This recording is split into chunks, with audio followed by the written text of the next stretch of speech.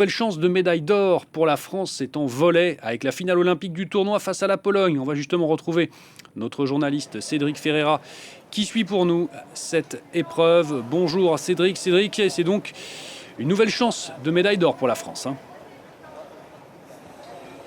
Oui, et les Bleus aussi qui ont l'occasion d'entrer dans l'histoire des Jeux Olympiques puisqu'il n'y a que deux équipes qui ont réussi à conserver leur titre de champion olympique. C'était l'URSS et les États-Unis, mais on parle d'une époque qui remonte à 40, 60 ans, bien loin du volleyball moderne actuel où il y a beaucoup de nations qui évoluent à un niveau très élevé. Les Bleus qui veulent conserver ce titre et qui sont restés sur la lancée de Tokyo il y a 3 ans où ils sont emmenés toujours avec leur star Ervin Gapay, emmenés aussi avec un collectif très fort, très solidaire et cette ferveur populaire qui les accompagne depuis le début du tournoi.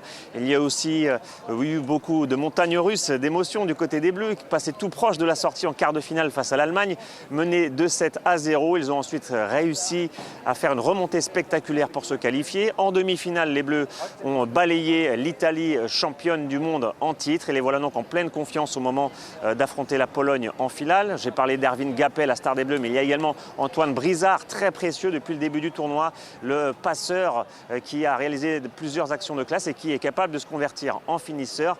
Le problème vraiment pour la France, c'est que maintenant c'est la Pologne, et la Pologne c'est le champion d'Europe en titre. C'est une équipe qui a remporté tous les titres possibles sur la dernière décennie, sauf évidemment l'or olympique. Alors je vous laisse imaginer la détermination du côté de la Pologne, surtout qu'en plus il y a 3 ans à Tokyo, c'est la France qui avait éliminé la Pologne en quart de finale. Les Polonais emmenés par leur star Wilfredo León, un joueur cubain naturalisé en 2019. Il a tout gagné lui aussi dans sa carrière sauf la médaille d'or olympique.